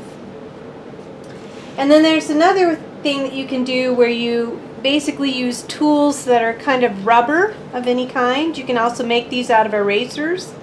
But you basically lay in your paint, your ink, over the whole square.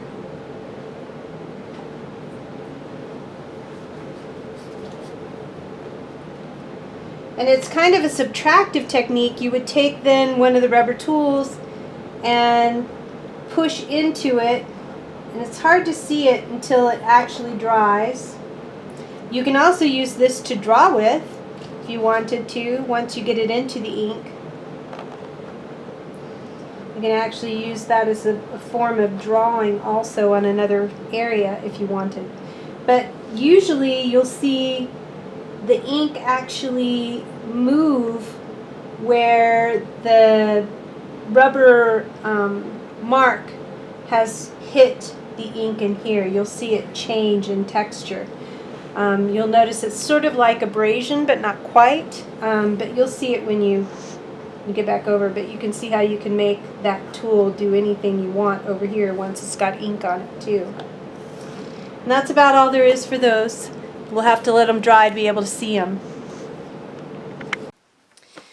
Okay, so just to go over one more time some of the materials and things that we've done, I wanted to show you like a piece of paper that tells you the step-by-step process of resist, what you need to do step by step, and it shows you Crayola, Prisma, candle, oil pastel, Elmer's glue, oil pastel, candle wax that is spelled correctly as opposed to incorrectly from our video, forever immortalized.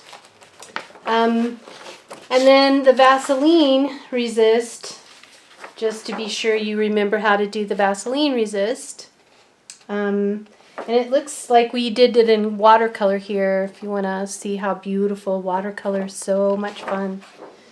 And then the abrasion that we did in our video, you can see how much darker it is here and the lines, and then the white that's been on the dry paper where we did the ink first and let it dry and then scratched through it. So this is the information on how to do abrasion.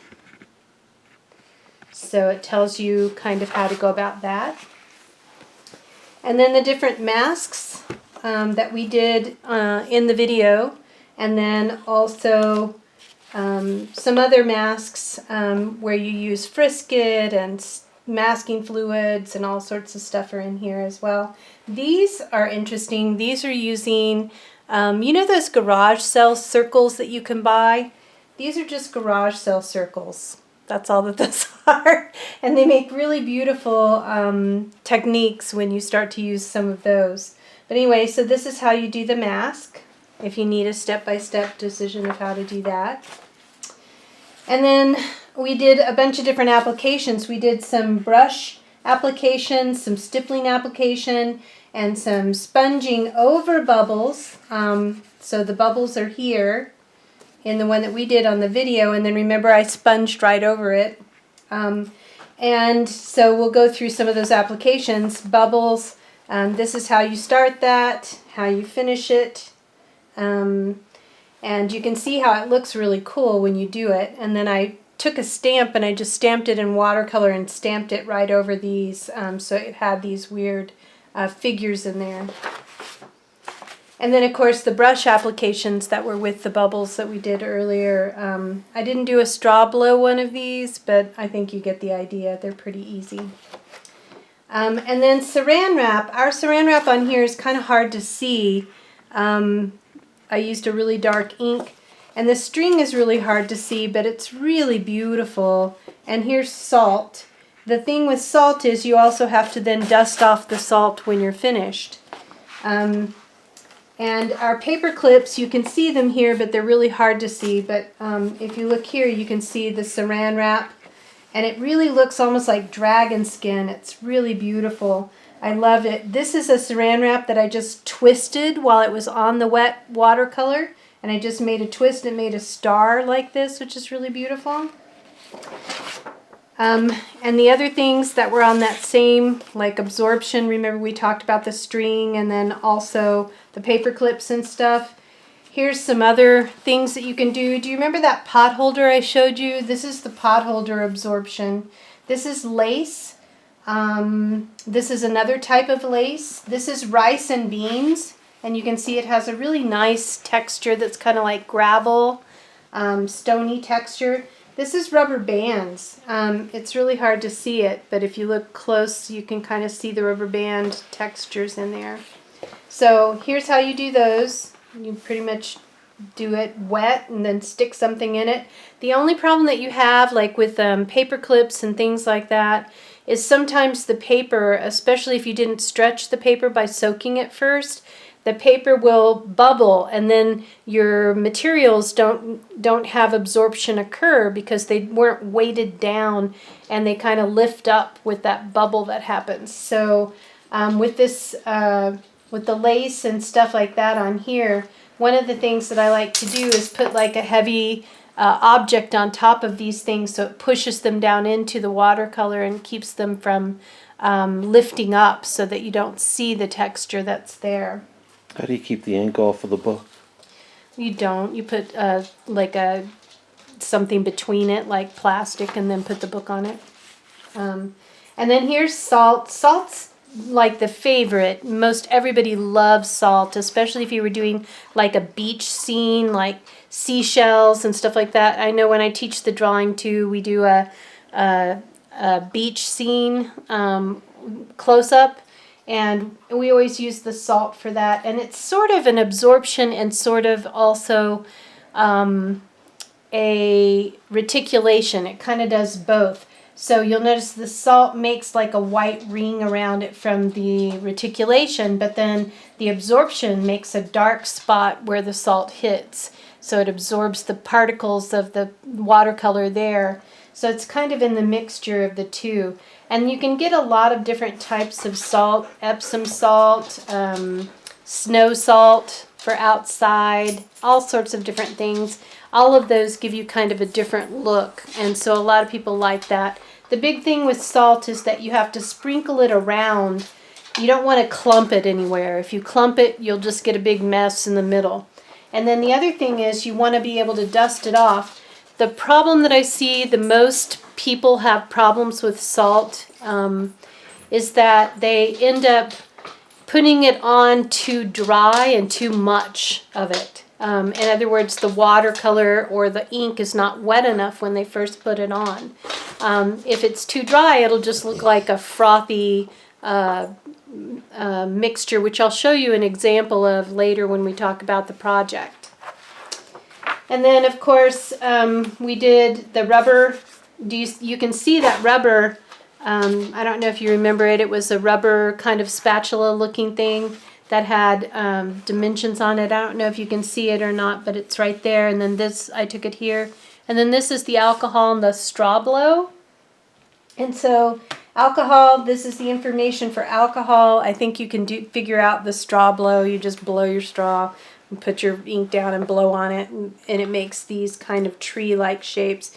They're really beautiful, though, you have to admit. This one I didn't push my tape down far enough, evidently, so it bled underneath it, so that's a problem with masking. But here you can see in watercolor, it looks really beautiful. I really like how alcohol happens. And sometimes I'll take a spritzer bottle with alcohol in it and I'll just spritz it, and you get this really nice granulated look. I don't know if you can see that or not, but there's kind of like a grainy look to what's happening here. And that's all the techniques. Let me go ahead and tell you what you need to do to start your project. So to start your project, what you're going to do is first you're going to get a piece of watercolor paper. Hopefully you picked this up. you'll want this watercolor paper, and you want to draw a 1" by 1" border all the way around it. That's so you can tape your tape here and hold this down as you work on top of it on your board. You also want to take a regular piece of paper, and you're going to want to take this watercolor piece of paper and align it to two sides. So I'm aligning it on this side, and I'm lining it on this side, and then I'm just going to trace around it so that I have a drawing on my white piece of paper that is the size of that piece of paper of watercolor paper. And what we're going to do is we're first going to draw our information here before we transfer it to the watercolor paper, because the watercolor paper is expensive and you don't want to screw it up. You always want to do your drawing and erasing on a piece of paper that's cheap and crappy, like this white sulfite paper we've been using all semester. And this is an 80 weight, so it's not as bad as a 60 weight, for example, which is really thin. But anyway, once you have that, you're going to also go ahead and draw in your 1" by 1" here, so that you know that the inside here is the exact same inside that you have here on this watercolor paper. I'm sorry, Django's pestering me. Anyway, then when I start to do my drawing, I can actually determine what my drawing's going to look like and do all my erasing and everything else on this white piece of paper before I actually take it and put it on my watercolor paper and do my ink wash techniques on top of that. So once you have your paper ready to go, then that means that you need to do some research. And the research that you're going to do is to find diagrams and schematics. And in your workbook, there is a picture that shows you what diagrams and schematics are, but basically they're any kind of drawing that you find on the internet or in books or magazines or anything like that. It's any kind of image that you find that tells you and points to information. It's kind of a directory. It's a thing that directs you to information. And so that's what you're looking for in a diagram and a schematic. So you'll notice I have a mermaid diagram and schematic here, and I have RoboCop here. And what I told people to do is to kind of think of it as a self-portrait of the things that you like. So if you've always had a thing about being a mermaid or wanting to be a mermaid or loving the water or whatever, maybe a mermaid diagram is what you're going to be looking for. But if RoboCop was your favorite movie of all time, you may want to get a RoboCop diagram. The big thing is, though, is that you're supposed to have 5 diagrams that are mechanical and 5 diagrams that are organic. And what that means is found in nature and man-made. So if we look at this, this is a man-made diagram of a General Motors car. I can't tell which kind it is because I don't have my glasses on. Here's one that I picked out because I really like the camera. And I think it's made a lot of changes in our lives in history. So this is a diagram or a schematic of cameras. And it tells you like what all the different parts are, and it labels it, and it gives you an exploded view of it so that you know how these pieces go together. So those are mechanical, but look, here's a brain, and this brain is actually an organic diagram. So if brains are, you're a zombie and brains are really important to you, you might want to use this diagram or schematic in your piece that you create. So the big thing is to find diagrams and schematics that tell you, it's not just finding a picture of something, it's finding kind of the outline and information of something. This is my first motorcycle I ever had. So this is a biplane. This is, I guess, the plan of the building on the first floor of the the Pentagon. I don't know whose this is. This is an organic schematic of the face, so it tells you all the muscle structure of the face. This tells you all the information about your eyeball. This is the anatomy of a leaf. It's pretty interesting. If you look through the internet, you're going to find that there are diagrams and schematics of everything. Your pit bull, your chihuahua, there's a perfection for chairs and diagrams and schematics for that. So there's almost a diagram and schematic of everything and anything that you could ever think of on the internet. So you definitely want to have 5 and 5. And then when you start to do your drawing, if you don't have to use the whole diagram in your image, you could use just a portion of it.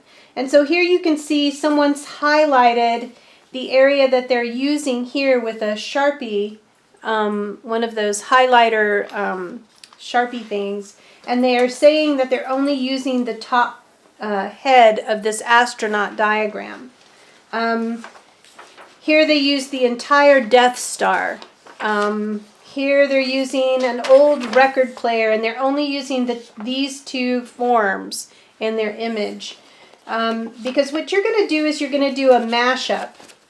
So here they use the entire area here and this whole entire area here, whatever this is. I'm sure it says it's an aircraft structure of some sort, but I don't know what. I'm sure it's like a flying saucer. They use the butterfly wings from this butterfly diagram.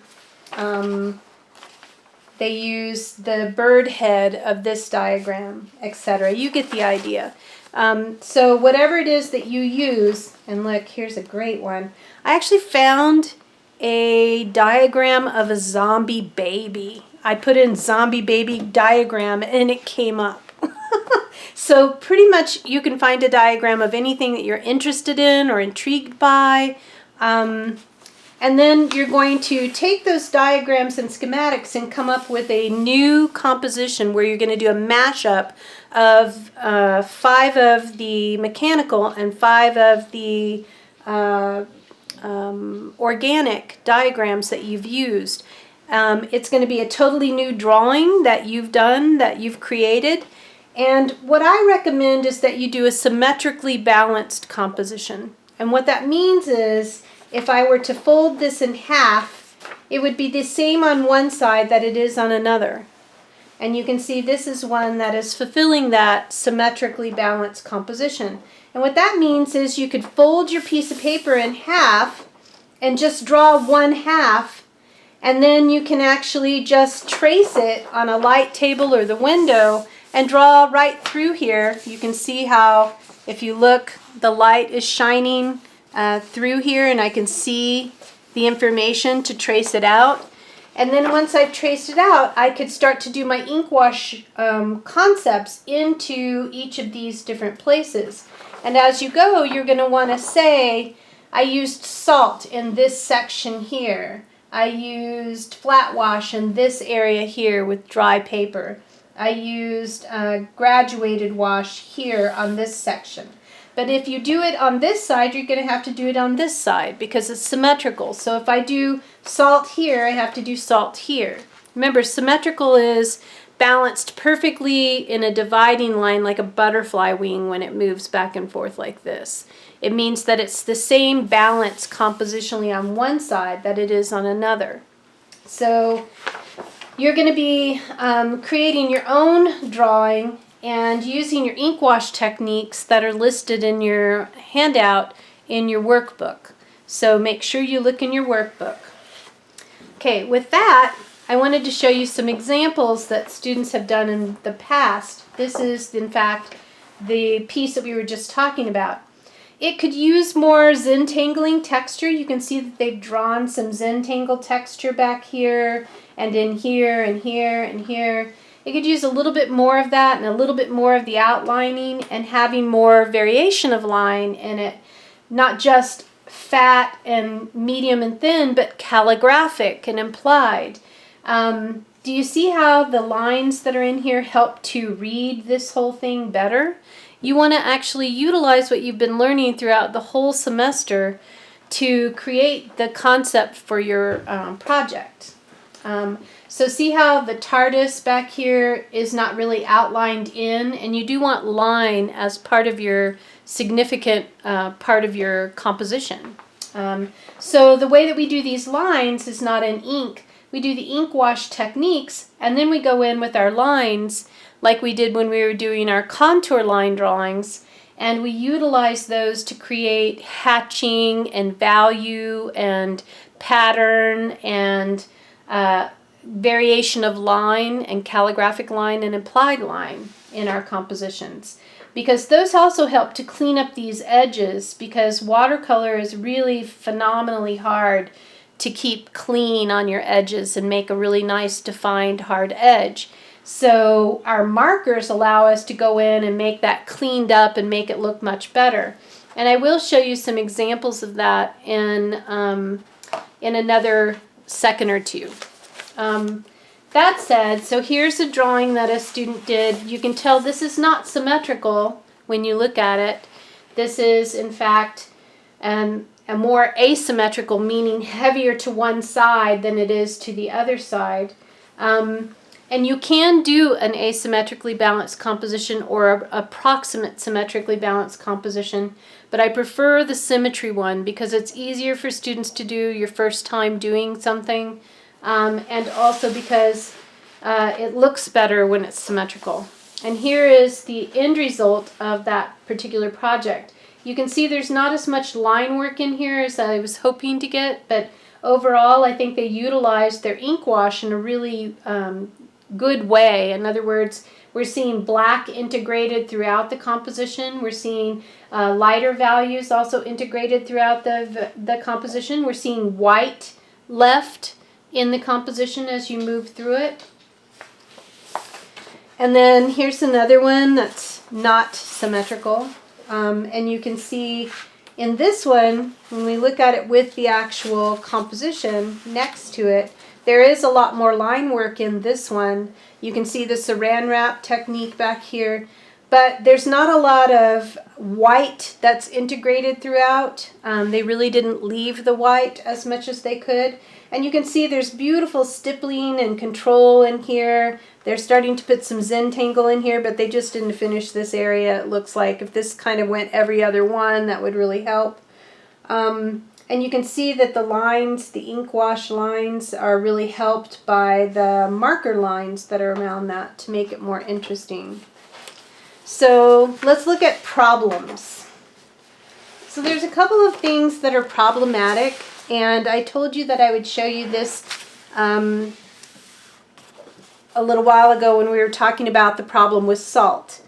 So if you look at this right here, this is kind of that thing that happens when salt's sort of clumped, and I think this isn't even salt. I think it's where they took Conte and shaved Conte on it. I can't figure it out. But anyway, it looks like what salt does also when you get it too clustered together, and it becomes a problem in your piece. So this one is symmetrical, however. If you look at it, it's not perfect symmetry. This eye is different from this eye, but it's pretty much the same on either side of the composition. So this isn't pure symmetry, but it is a form of symmetry. Because when we talk about balance, it's almost like you have your two extremes and your middle, and then you have a lot of little tick marks to get to those different extremes or to the middle. It's kind of like a graph. So let's look at this one. So this is the drawing for it, and in the drawing itself, I mean, it's okay. There's a lot of these small shapes that are about the same size as one another, and I would have more variation of size and shape if it was me.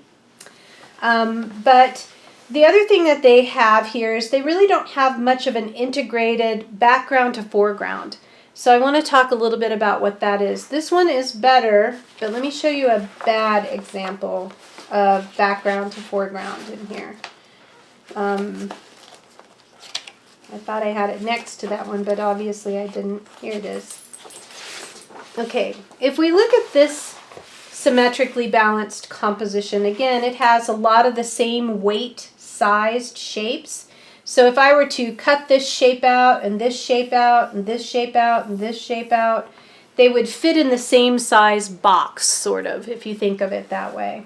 But it is a symmetrically balanced composition, but right now everything here is kind of floating in this empty space. So if I make this background out here, the negative space, if I make that one value of Inkwash, it's not going to be a very interesting composition.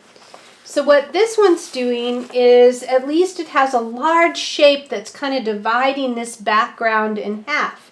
But when they actually painted it, they made this interior the same as this exterior. They didn't do a very good job of doing it either, so it looks really rough and not so great. But if they had made this whole inside area a different value than this outside area, it would help to break up that background more successfully. So you always want to try and create an integrated background. This also has another problem, which is that they used a mask with their mask pen all the way around this, but they never took it off. And now it's stained the paper, and there's nothing you can do about that. And I do have some examples of that as a problem. So this is one that Bob did last year, and you can see it has Batman, and he's a comic book artist who's really interested in creating comics. And so he did his image here, and he masked this whole thing with a mask pen. And then he heated it with a hairdryer, and then did his Inkwash over the top of it, and then tried to take it all off. Sorry, the dogs are barking. But when he tried to take it all off, what happened was the blue from the pen had been left on too long. You can't leave that mask pen on overnight. You can't even leave it very long, like within 4 hours. So it would have been better to do a contact or frisket piece of tape over this whole area and cut it to the shape of this if he wanted to work on other stuff around here. It would have been better to do that so that he didn't take so long to put this blue, because that's a tiny little marker. It takes a long time to put that on here, and then it'll start to stain the longer that it's there. So you definitely want to be able to take it off. And then here's one that I started to show people how to use those mask pens and when to use them. So where the blue is where the mask pen is. And when I was working on this section right here, which is Elmer's glue and which is a resist, I didn't want the ink to go into this area. So I could just mask off that area and work in just this one space. And then I could pull up that mask and then mask this other area over here to work on this space. And then pull up that mask and then go to this area and work on just this space. So it's when you have these tiny little lines and shapes like this that you might want to mask something. So that's something to think about when you start to do it. There's my drawing for this one. You can tell I forgot to put my border on here because this was before we did those borders, but I did it on this one. I just forgot to do it on this one. So my image doesn't fit as perfectly. So here's a really great example. This is one that I think a student started over. But it's a really great example of how the marker lines can actually clean up your image. Look how awful this Inkwash looks right here. Look how bad all of this looks. But look how clean and perfect it looks when you start to outline it and work your line into it. So look how clean this one looks, and it did look just the same as this. So your lines can really do a lot for you. This is one I think she started over because she didn't like this sponging that she did. She didn't do any control over that sponging. And so she wanted to start a new one, and I'm like, fine, that's okay. I think that was who this was. Anyway, but here you can see where I went in with the lines. I said, oh, give it to me, and I'll mess with it and make it better so you can see it better. So I actually started inking this in with my markers to clean it up and starting to do some Zentangling in here. Remember, the Zentangling is the texturing that you're doing. the invented texture. And you can see how that's really cleaning up this area when you look at it. Do you see all that? Anyway, this one just doesn't have enough line work in it. It's not enough outlining and enough variation of line to really understand it and read it more successfully. So I would put a little bit more of that in there as well. This one has a couple of different things that I would do differently. And the first thing that I would do differently is in my actual drawing. Look at how much little teeny tiny detail is in everything. You're going to be slitting your wrist trying to put this in. And you don't want to be in that situation. You want to make it easier on yourself. Try to have a little bit more variation of size. That's going to make your life better. But all of this little detail is really hard. I probably wouldn't have done that, but I would also work a little bit more on my line work in here. They really did a good job of doing their ink wash and stuff in here and keeping all that little tiny detail really beautiful. But they really didn't have much in the ink, inking in and the markering in to make it more interesting. And then this is the most common mistake students make. So here we have our drawing and we have our image, and you can see that the drawing's fine. They've integrated their background by dividing up the composition in the background so things aren't just floating in space. But when they started to actually do their ink wash, they did a whole lot of the same value throughout the whole piece. So there's not a lot of variation in here that makes it easy to read or understand or visualize. So here you can see another one that's doing the same thing. You can see how that's really a common mistake that students make, is that they just don't pay attention to the variation of the different values. You should be using 5 different ink wash values, and they should go from the darkest dark to the lightest white of the paper. And then there should be your medium and your medium light and your medium dark. That's the 5 that you should have in here. I usually save my blackest black for the last thing that I do, because it's always easier to make something really black, but you can't make it go lighter in the end. Anyway, I think those are enough for you to kind of get started on some of the ideas that we're trying to get from the concept of the ink wash and the project in general. Just read the information in your workbook. There's a lot from, I can't remember what page it is now. Hold on, let me grab my workbook. Here's my workbook, and it goes from page 130 to 131. Here's where they're talking about the diagrams and schematics, and it gives you some examples of those. Here's where you were supposed to be doing your Zentangling for your midterms, and I told you guys to go ahead and get that done. And this is more on texturing and Zentangling. And then it tells you steps to start the ink wash project. And then the actual assignment here, step by step, all the things that you want to think about, like overlapping and integrating your background and interpenetration, where one thing pierces through another, and transparency and size relative, things like that. So you can read that here, and that's on page 137. So if you look on your workbook, it'll give you all that information. All right, I think that's good enough to get you started. Hopefully, if you have questions, you can call and ask me, or you can email me, and I'll try and respond to that as soon as I can. All right, have a good day.